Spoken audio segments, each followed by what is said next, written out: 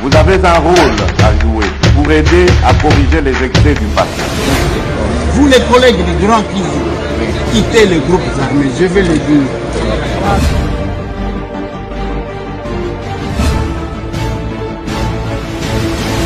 Bienvenue mesdames et messieurs, bonjour, bonsoir.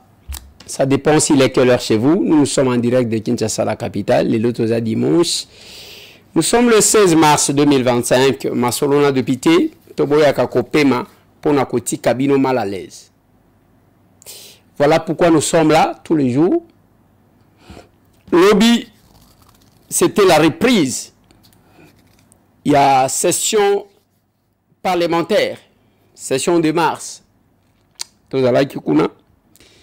Mais avant tout qu'il une émission avec Jean-Marie Lukulasi qui a fait une proposition. C'est le dialogue. Je vais parler du dialogue et Nakolobela étudiant. Un étudiant qui a taclé Jean-Pierre Bemba Gombo. A-t-il raison ou tort? Je vais faire une petite analyse et réflexion. Kagame a commis Biloba Loba. Kagame a commis Liboma. Kagame a commis Kosamba Samba. Il a encore parlé dans peu de temps. Il a encore parlé. Mais cette fois-ci, il s'attaque à la Belgique.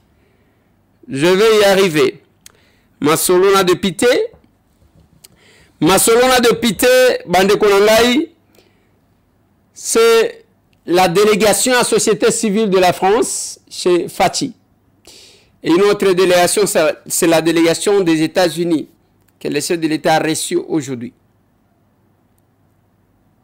Beaucoup de mouvements à Kinshasa, la capitale. Et chez Fati, il s'appelait Bishweka et Baboma qui est lobby na Bukavu, l'Ikolo Yanini. Je vais vous parler de ça. Masolo.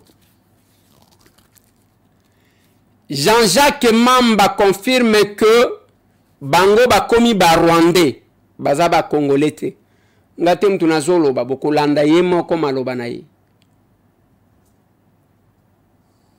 Masolona de Pité. Masolona de Pité. France 24 na RFI basali rapport na bango, enquête na bango. Congo hold up. Balobi Joseph Kabila na entourage na ye ba détournant bongo ebele. Ngate mutu na lobi.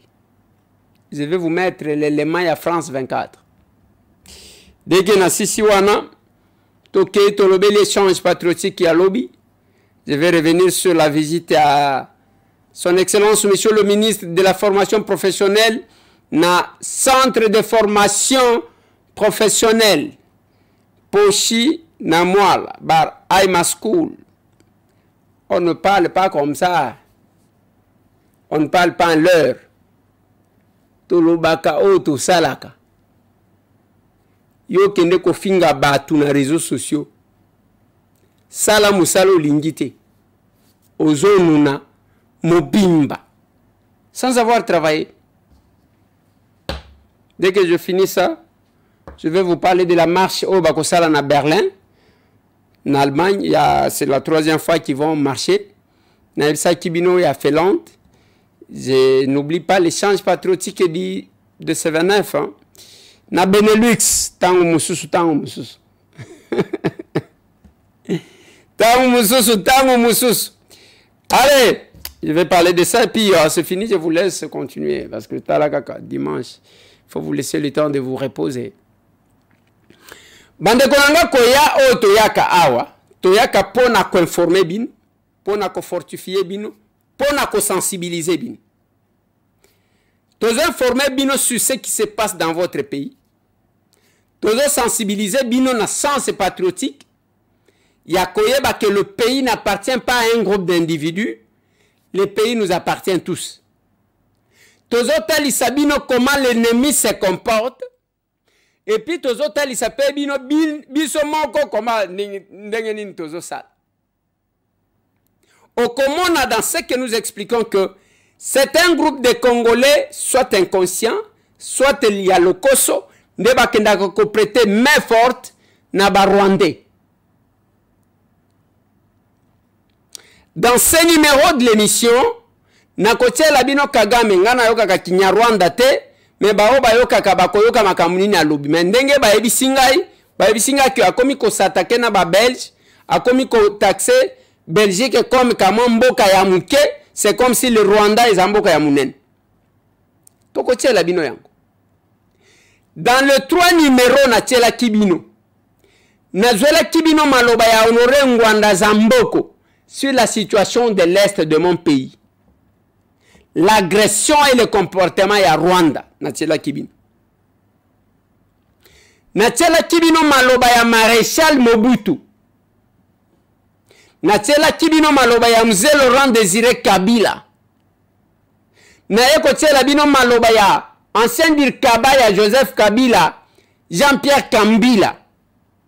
Pona koteli sabino que la guerre que vous constatez ou les aventures bozo mona ya bananga, ce n'est pas eux.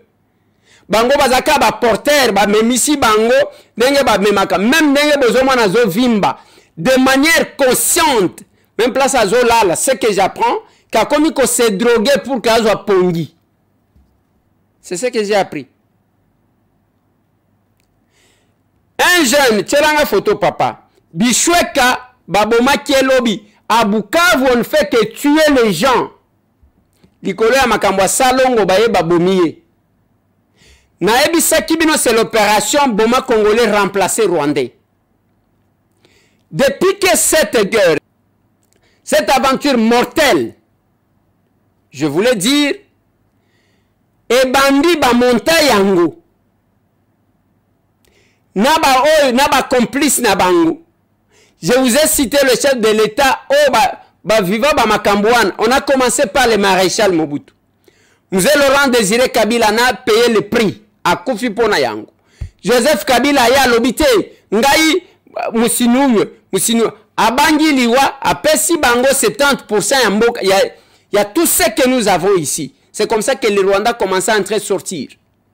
Le lot aujourd'hui, l'actuel chef de l'État, Félix Antoine Tshisekedi Tshilombo, qui n'est qu'un civil, qui a décidé à lobby, yo Kagame, stop, na makambu na yo wana. C'est ça le problème.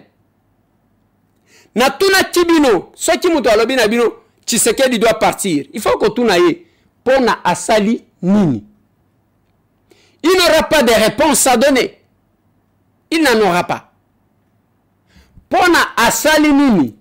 Un, Azana n'a deuxième mandat naïe. Il n'a pas dépassé le mandat. Il y a Liboso.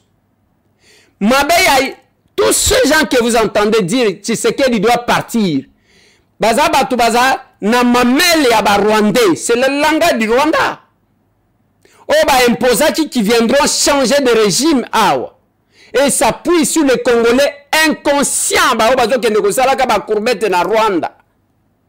Je suis tombé sur ces propos de Jean-Jacques Mamba, mon collègue. C'est un frère à moi. Place à Zalia Yepi. Yemoko Zolobake, Kendaki dernièrement na Luanda, Nangola. Après Kosolola, ainsi de suite. Bokoyo Kaye, j'ai besoin que la régie nous mette cet élément.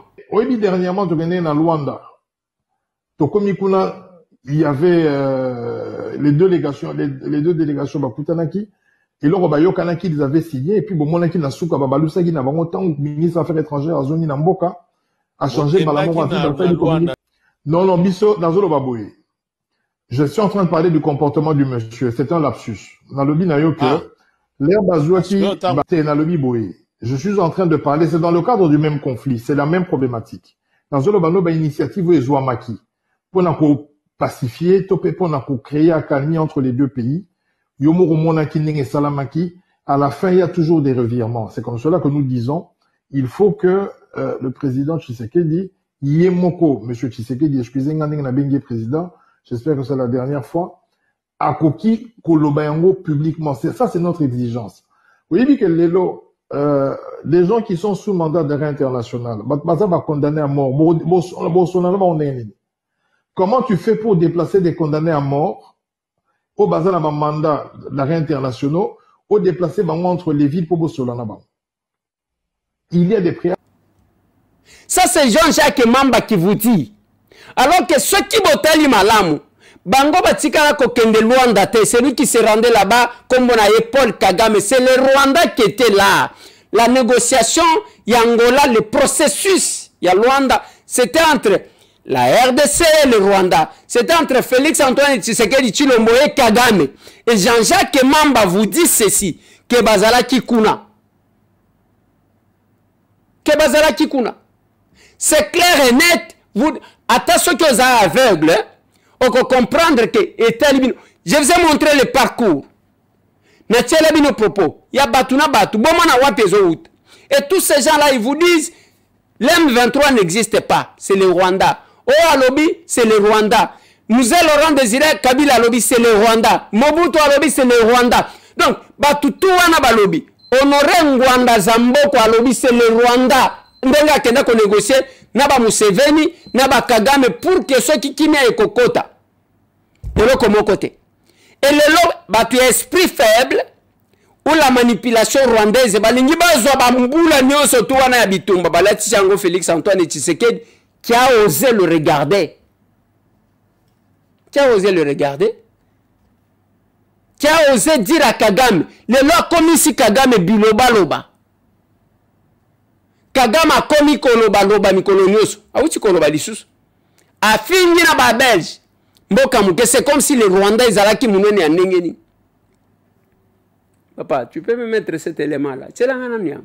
Gihe turimo nizi ntambara zo muri Kongo. Kongo murayizi. Abaturanyi.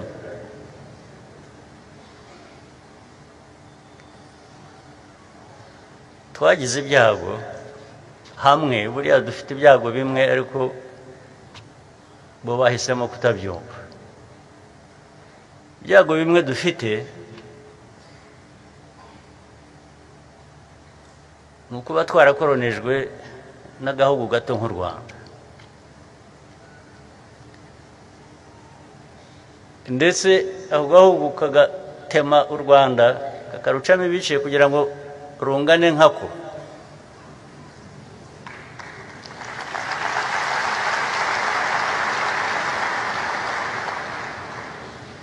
Ubwo n'Ububirigi mvuga kandi aza kubwihanangiriza ndabisubiza.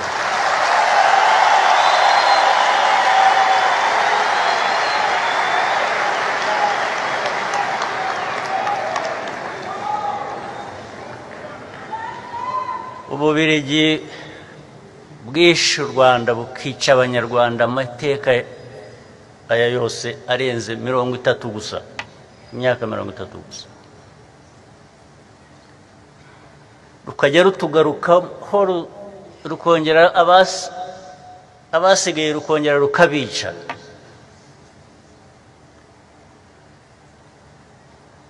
Twarabihanangirije kuva kera, turaza kubihanangiriza n'ubu ngubu. Nayo kaka Kinyarwanda te, mais mutu na tuna cha lobby azoloba ke Rwanda et Belgique participe à génocide le kola bango, ils n'ont rien d'autre discours. Bango ba teki génocide. Ba tutu ba participer, ba intimider ba français, Macron a commis bouri. Parce que la France ba tutu mena contre Macron. Likolo nango. Et Macron place à Zali, là où je trouve qu'il y a un problème qui se pose là-bas aussi. Et ça y a papa, aux en face d'un grand pays francophone. Les Français tant à sa disparition, Français au bunga. Batubazolo ba Français ba komi muke. Au lieu battre la taille yango à travers ba mboka ya minene lokola RDC, non yo ke ko banga ba Rwanda ko djembe la kuna, c'est grave. C'est grave. C'est grave. Et le lot Rwanda, Kagame parle tous les jours maintenant. Félix Azaï ko livrer ba pizza. Il s'attaque à tout le monde. On a pensé que Moutou a commis dos au mur. Wapi Kagame aloba ndengo na boye bisangai. Na bitumba ya mzee Laurent Désiré Kabila. Oyo basalaka ya RCD. Kagame aloba combien de fois? Il était silencieux. Pona bao bazana longueur d'avance, ils comprennent. Et quelques Congolais qui appuient, qui diffusent, qui publient. C'est comme si, bande konangai, ndeko na biso nanga wan, et le côté. Ndeko na biso bisimwa wan, et le côté. Bango bazaka ba marionnette, bazo tindika. Mais l'histoire retiendra. Et Kagame, quand il parle, pour déstabiliser le Congo, les Rwandais vont applaudir. Mais en dehors, il y a des Rwandais qui vont applaudir.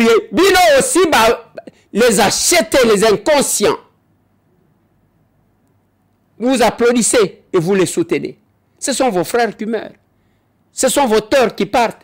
Ce sont vos minéraux qu'on pille. Ce n'est pas Félix.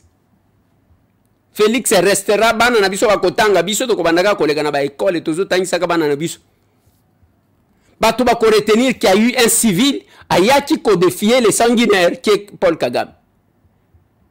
Namoni polémique sur cette vidéo et jeune étudiant, je ne sais pas si la régie va retrouver ça. Poisson et pour la Moutou.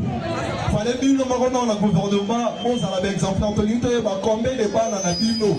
Et on va s'inscrire déjà à l'armée. Il y a souka pour la Sinisa. On motivation nini au moitié en jeu pour que ma passe à Gorée au Belé, la carte armée. Jeune étudiant, je tourne Jean-Pierre Bemba. Bino aussi au Tindi Banana Bino combien, ainsi de suite. Tangu na landi, nandenge na zomo na watu wazo partager, nandenge na zomo na watu wango wazo partager, na tikali na simbika mutu, na zotal. Nalobi, nani apekisa ba Congolais ko réfléchir?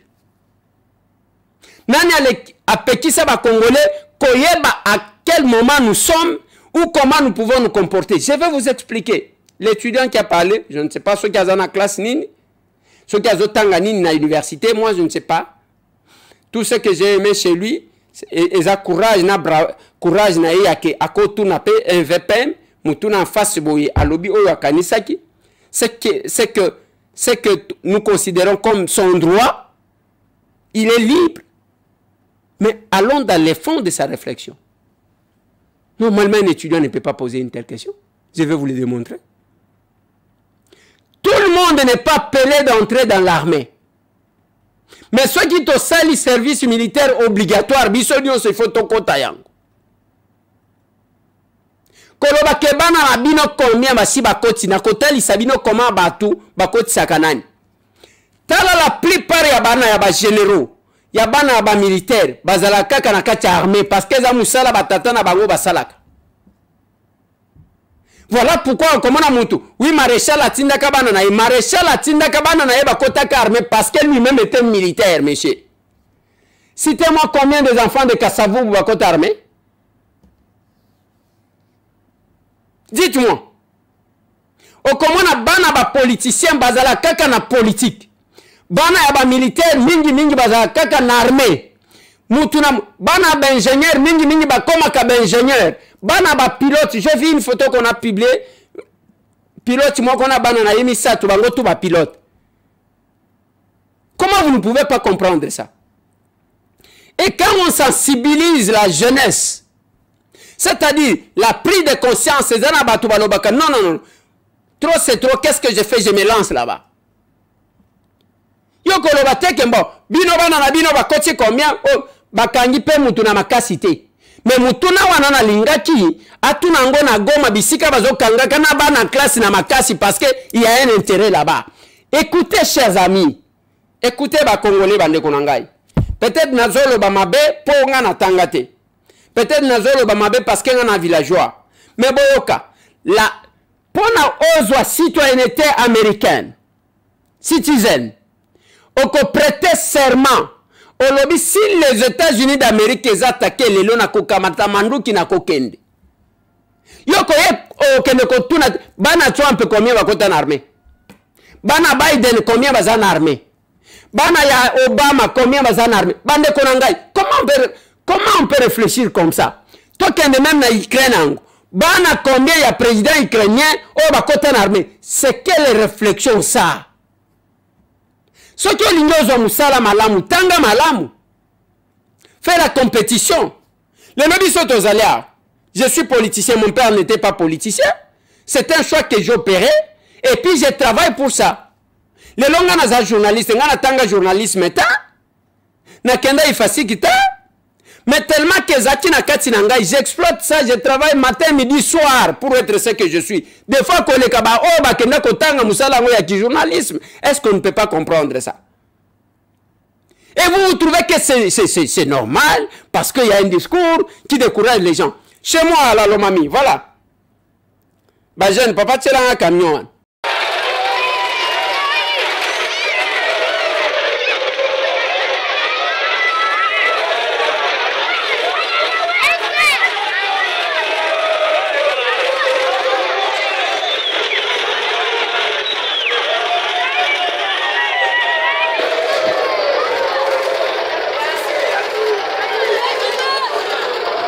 Bazo kende na eseno défendre leur pays.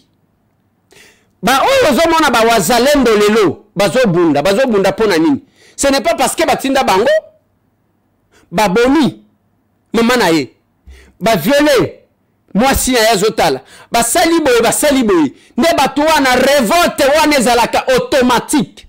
Bande konanga, le problème que nous avons c'est la prise de conscience et l'esprit à patriotisme pour défendre le pays. Quand quelqu'un estime que le pays ne m'appartient pas, combien? Même ceux qui ont eu Moussalango Wapi, ceux qui ont eu Malamuto Salaire. Tel niveau. Et j'ai vu beaucoup de Rwandais qui ont partagé ça.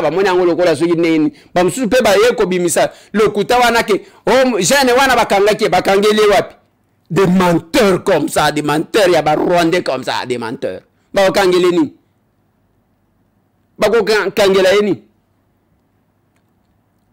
Il a usé de sa liberté, il a parlé. Mais pour des personnes averties, ils vont comprendre que les gars a tapé à côté. Soit parce qu'il y a les gens qui utilisent la politique là où il ne faut pas utiliser la politique. Même ceux qui Jean-Pierre Bemba place ce n'est pas lui, c'est votre pays. Je peux encore aller plus loin. Bemba là a été vice-président de ce pays. Bemba, bazabana oyo bakole na ba vie moko ya bien bazalo ko la biso ba villageois ta.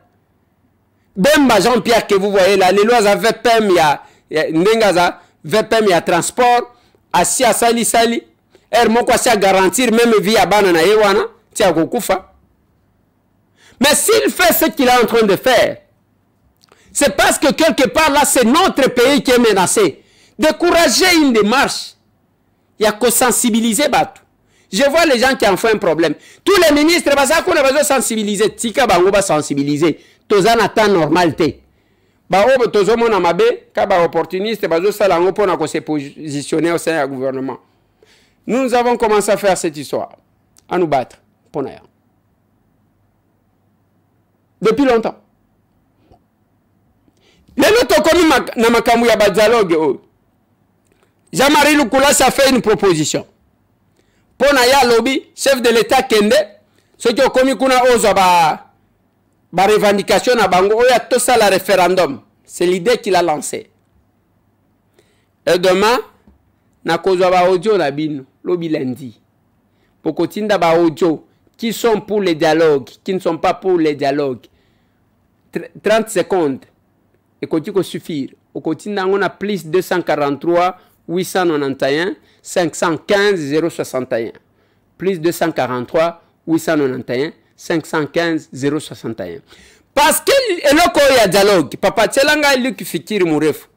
Chers compatriotes, je suis maître Luc Fikir Mouref. J'ai appris de façon favorable l'annonce de l'Angola pour des négociations entre notre pays et les M23 à vue de la restauration d'une paix durable à l'Est. Je salue cette initiative du président angolais Joao Lourenço en soutien à notre pays frappé par des groupes armés et l'insécurité pendant plus de 30 ans. Oui, trop c'est trop. Et l'urgence s'impose. Dans la situation actuelle, avec notre FARDC, infiltré et corrompu jusqu'au mois l'épinière, l'aspect militaire ne pourrait favoriser le retour rapide de la paix durable au Nord Kivu et au Sud Kivu. J'encourage le président de la République, Félix Tshisekedi, à se saisir de cette main tendue par l'Angola. Aujourd'hui, le dialogue avec les ennemis de la République s'offre à nous comme une voie positive pour la paix durable. J'invite nos autorités et surtout la population à s'impliquer comme il se doit, en fait d'aboutir au rétablissement de cette paix que nous avons tous besoin.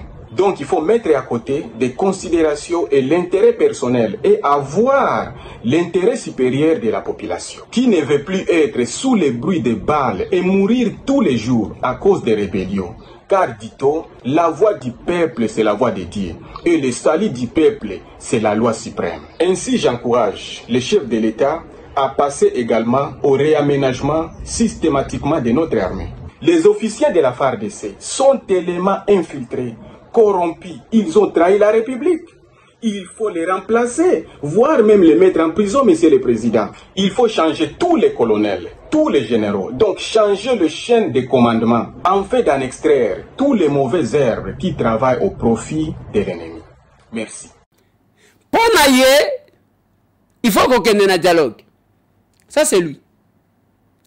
Ce qui va éviter, lui qui fait qu'il est un avocat, il est aux États-Unis, mais à moi, il y a Luvungi. Na Sud Kivu. Mais de l'autre côté, il y a Wazalendo Yakutumba Oyo, William, qui estime que Kosolona Batouane a trahir parce que Bazabatumoko va respecter pour les gens qui disent que oh, Félix ne respecte rien. Batoua Liboso, Yoko soutenir M23, on a respect. Respect à parole. Respect même à document signé par respect à Gani. Les sanguinaires comme ça. Bino Bozanga sont des bino n'enge Bozawa. Heureusement que les vidéos restent. Nous doit effacer les vidéos. Sisi tunapinga ile kusema kwamba kukuwe negociation au mazungumuzo na M23 haitawezekana, sababu kufanya mazungumuzo na M23 ni kuuzisha nchi yetu, ni kuuzisha mashariki ya nchi, ni kutafuta wakubali mikataba yao ambao M23 walifanya wakati walikuwa wangali CNDP. Walifanya mikataba yao, na hiyo mikataba ni mbaya sana, ambayo inaweza tuma nchi itumbukie katika shida, katika balkanization. Viongozi mbalimbali wa wazalendo wameanza kufanya meeting kote tarafani Fizi, lakini pia nje ya tarafa la Fizi. Labda upande wako bado hujafanya hivyo. Je, una mpango gani kuhusiana na swala kuhamasisha vijana hadharani? Tayari tulishaanza kabisa kuhamasisha vijana hadharani. Na tuko naambia watu hata leo jioni hivi tutafanya meeting ku population hapa Fizi Centre na kuwaambia kwamba ni lazima tu Yakutumba yeye wanapona ye. Ce n'est pas que, il n'y a pas question de négocier avec ces gens-là. Il ne faut pas négocier avec les tueurs. C'est quoi? La population. Quelle est la position de la population? Envoyez-nous votre audio de 30 secondes. Ceux qui ont sali 2 minutes, 30 secondes. Olobi ngai muntu kingandi. Nazaboui. Ngana zomona ke dialogue wane za malamu pona boye boye. O pe alobi. Ngana zomona ke dialogue wane za mabe pona boye boye. Otinda ngona plus de 243 891 515 061. Otinde libis. Lobby, je vais prendre les audios. Je vais prendre les audios. Et biso de notre côté, bravo au gouvernement. Parce que le salaire, il y a des militaires, va doubler yango. Et va kobanda kofuta yango à la fin de ce mois de mars. Bravo. Bravo à madame la première ministre, Judith Soumina Toulouka. Bravo à elle. Et là aujourd'hui, les lois Keban Nundoufil, à Outi Congo central, à Zotambola Tambola, Botia les sous-tembe. Botia les sous-tembe, n'a habité. Le Congo nous appartient. Bao balingi ko pesa ba tous les sons, balingi ba pesa ba tous les sons. Je suis tombé sur cet élément de France 24, papa tselanga élément wan. Okoyoka bazolo ba que selon banquette ya ba média wan, ba kuti que Joseph Kabila n'entourage na ye, ba détourner mbongo belé. Enquête menée par un consortium international de médias dont font partie la BBC, Mediapart ou encore RFI, Congo hold-up, des millions de documents bancaires prouvant d'importants détournements de fonds publics en République démocratique du Congo. Parmi les principaux responsables présumés, l'ancien président Joseph Kabila, son premier cercle également. Bonjour à vous, Sonia Rollet, vous êtes journaliste à RFI, notre consoeur. Merci d'être là. Sonia, vous faites partie de ce consortium et vous êtes donc notamment au cœur de ces révélations. De quelle fuite parle-t-on? Nalobaki na binoa. Qui nous a promis à Kobongisa Congo te abongisi Kingakati. Et à Tchekuna Bino Kena Kofuta Mbongo pour visiter le paradis là, Lingaki ata ville moko pilote, ville ata moko. Ville ata moko. Le monsieur s'est taillé à Kabongisi Kashamata, abongisi Kingakati, et vous revenez ici. Wana Izaba médias internationaux, mais c'est embêté. Et puis beaucoup de il s'en va beaucoup de quel est le discours que vous allez tenir? Donc on rappelle Batoubakufa Aou. Vous avez quel discours? Vous avez un discours de mon côté? Vous vendez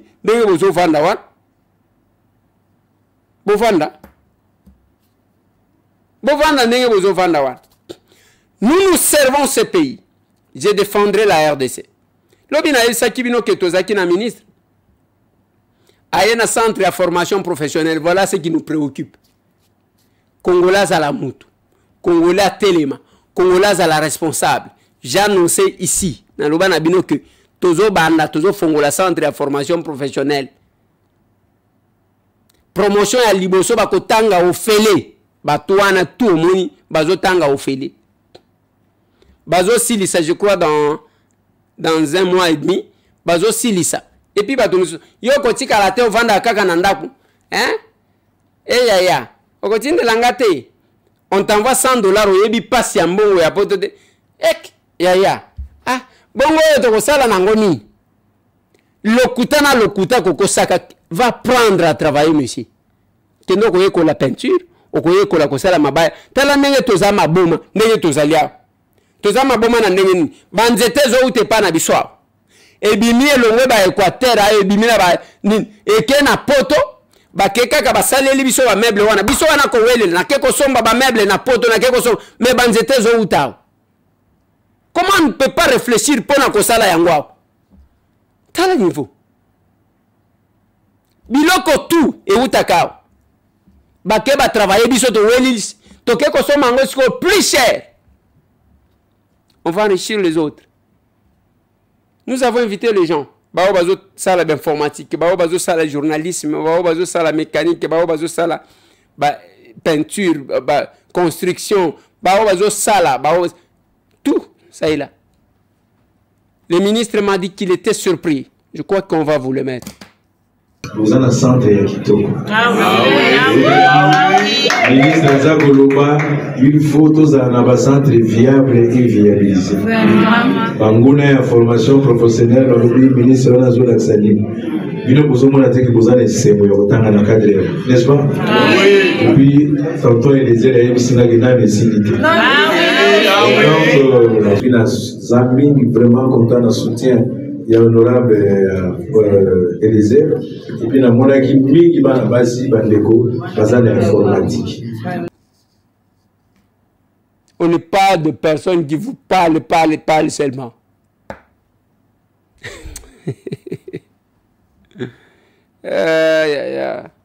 Tant que ça qui parti politique. Eliezer, au lieu qu'on fonde la société, à quelque chose la partie politique, n'a pas parti politique parce que j'ai commencé à contester beaucoup de personnes que vous voyez là, président des partis politiques. Dans la ligne bazo que nous sommes pas barwandais. Chez les capables, vous ne trouverez pas ça. Vous trouverez que les gens travaillent. L'objet est là qui change patriotique. Na funa, na moamba, na changu, na lukunga awa. Lelo dimanche. Et salemi na bisika mususu, pas seulement na bisika mususu, awa na limité, ils sont capables d'orcasser Zambeli. Oyo Azo Sangisa, c'est une jeune fille. Azo Sangisa Gabatu. Nous apprenons aux gens à travailler et à aimer leur pays. Oh, comment la diversité à l'image, voilà, chaque samedi est à la Kanengwa. Et puis dimanche, ils sont na bisika mususu salimaka. Boya to sala la bonne politique. Donc, comme la télévision, ils ont engagé combien de personnes? Tout ce que nous diffusons, qui nous donne l'argent.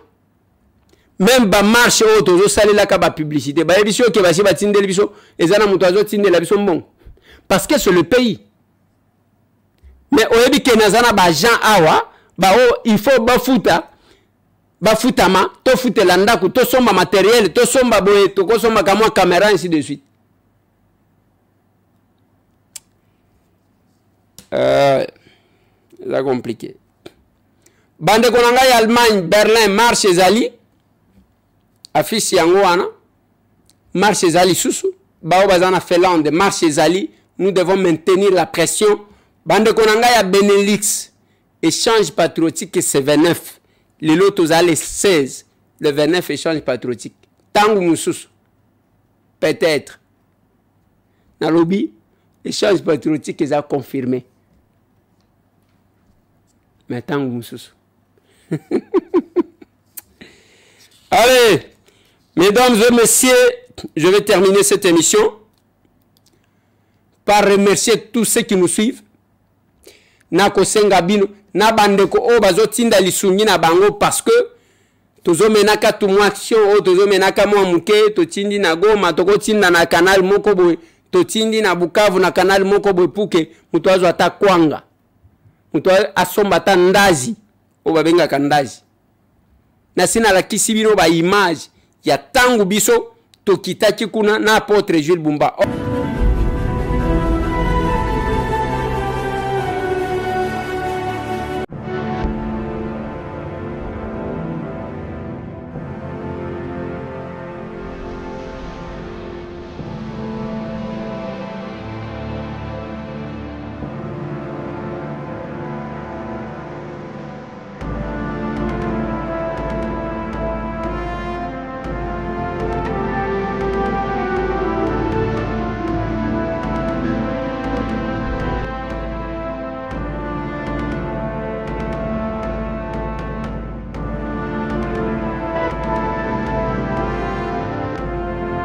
Nazo silisa un avertissement moko. Papa tselanga photo ya mutuka poubelle. Batu ya kinezo bonga. Enlevez-moi cette photo là. Botika ba blague wana.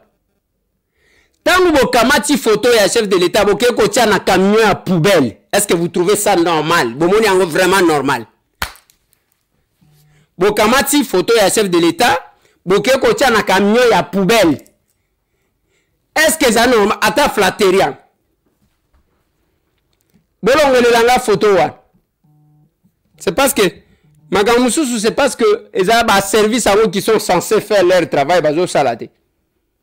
Bomoni pe bo vani mitu ya poubelle les autres les kabakamati photo à chef de l'état babambi kuna botali vous trouvez ça normal?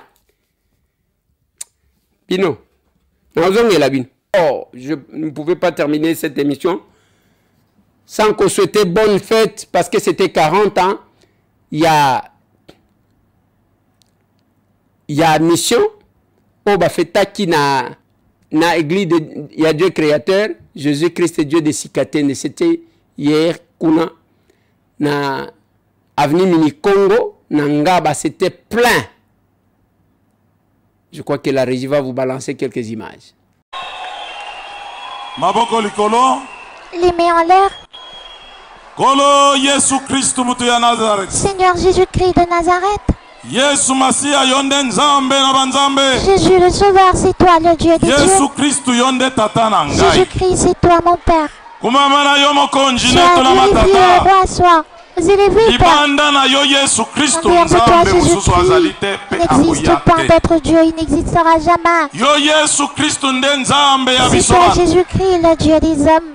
Yo Yesu Masia nde nzambe ya batu kweto kelaki bango ne lingi na yo. Le Dieu des hommes parce que tu les as criés à ton nom. Yo Yesu Masia nde nzambe ya abala yama. C'est toi Jésus le Sauveur, le Dieu d'Abraham, le Dieu d'Isaac, le Dieu de Jacob, le Dieu d'Élie.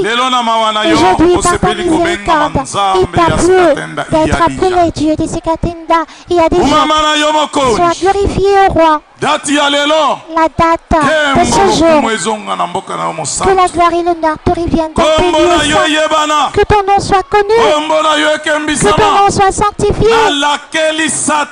Je me dis le diable, que ce soit de la sorcellerie, de la magie, de tout plan maléfique. Je détruis tous les démons.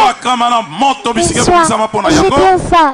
le lieu destiné pour les démons, que le Saint-Esprit dirige. Voilà. Bravo. Bonne fête, papa. Wana musali na nzambe wana zomona. Ala musali ya ndenge mususu. C'était notre serviteur. Ya ndenge mususu. Ya ndenge mususu. Ndenge zomona yo. Il n'est pas un serviteur comme les autres. Hein. Serviteur à l'oyenge, serviteur à quoi escroquer, batu serviteur. Te, kuna ba kwesa ka batu te, mutu akweya zo baluka te. Allez, apôtre Jules Bumba. Tokenda na ye, na ba risque. Kokende ko consoler batu. Ko assister batu. Je suis dit de Kinshasa. Bande konanga to simbana. Les Rwandais ont déjà échoué. Voilà pourquoi Kagame a commis biloba loba. Allez-y comprendre. Baobazana Bango. Bonne chance, continuez. Allez, l'année finie, on se voit demain.